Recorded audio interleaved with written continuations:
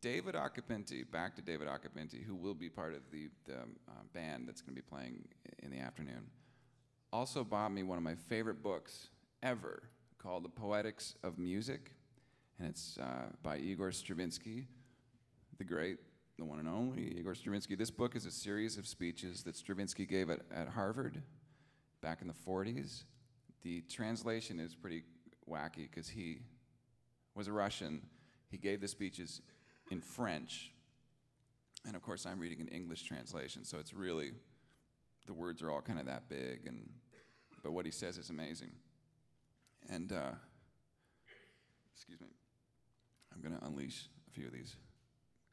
I remember when I came here when I was 17, I always thought that artistic freedom was just, you can do whatever you want. There are no parameters, there's no boundaries. I want freedom because I came from a really repressive, Peterborough was in a bad state when I grew up there. It was no fun. It's a little cooler now. They've got a gay bar, they've got some good restaurants, you can eat sushi there, it's okay. None of that was going on when I was there.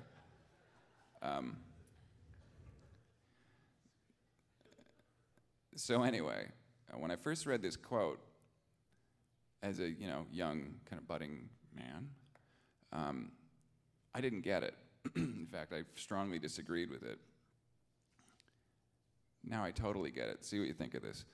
Stravinsky says, and remember who we're talking about here. This is the guy that wrote The Rite of Spring. It sounds like the world is ending. It's not a conservative sounding piece. It still sounds ahead of its time, even though it was written, coming up on 100 years ago, almost, close, 90, something like that. He says, my freedom will be so much the greater and more meaningful the more narrowly I limit my field of action and the more I surround myself with obstacles. Whatever diminishes constraint diminishes strength. This is a big deal. It took me so long to get this, but it's really brilliant. The more constraints one imposes, the more one frees oneself of the chains that shackle the spirit. It's heavy stuff. He has another one that sort of hits on the same thing. He says, art is the opposite of chaos. Art is organized chaos. And one of my favorite funny Stravinsky quotes, too many pieces of music finish too long after the end. You can also apply that to some jazz solos, which I've been very guilty of myself. To me, music, I really like lifting the veil of music. Everyone thinks music is some, black art or something, which I did actually allude to earlier, which of course it's not. But it's really just what I'm doing right now. I mean, I do have some notes, back to the terror factor, but I can, I'm improvising right now. I don't know what I'm going to say in 5 seconds. It's just a language. It's just communication. I feel like what we do is we're telling stories. You can say we're providing emotions, but it's really down to storytelling. Everybody loves to hear a good story. It starts when you're a baby. It never ends. Okay, I better get back to the screen here. Yeah, music is simply communication. Imagine, and this is back to the music still going after the piece has ended. Imagine if you invited some guy to a party, and he just wouldn't shut up. He wouldn't even let 1 second pass without filling it up with constant chatter about himself or his hair, or, whatever. Please be aware that as a musician, less really is usually more, and it's okay to kind of play hard to get. Hard to get's way sexier.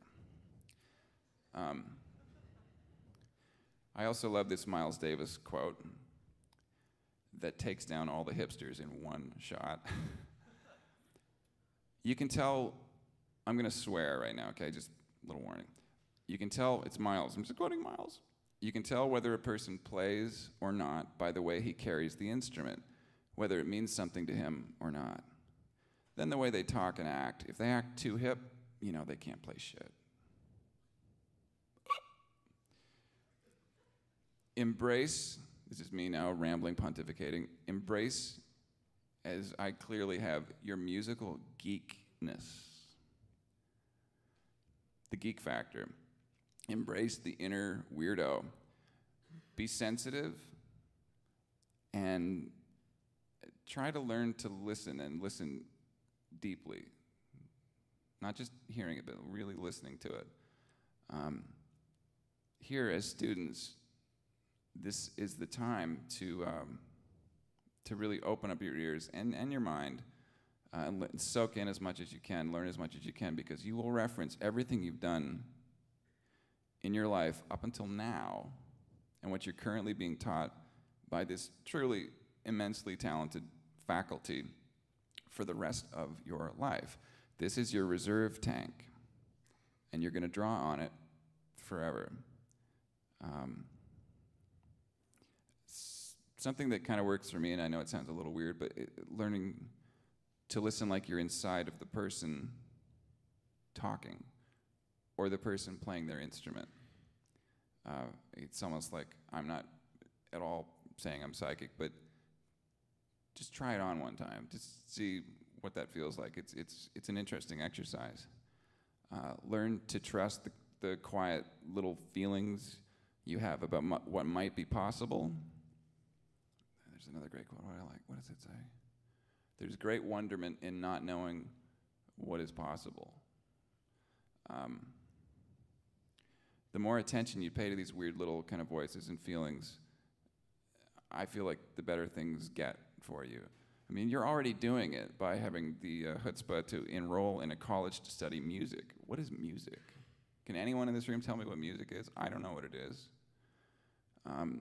You're already dealing with very intangible things that aren't clearly presented to you. We're not measuring a long jump here.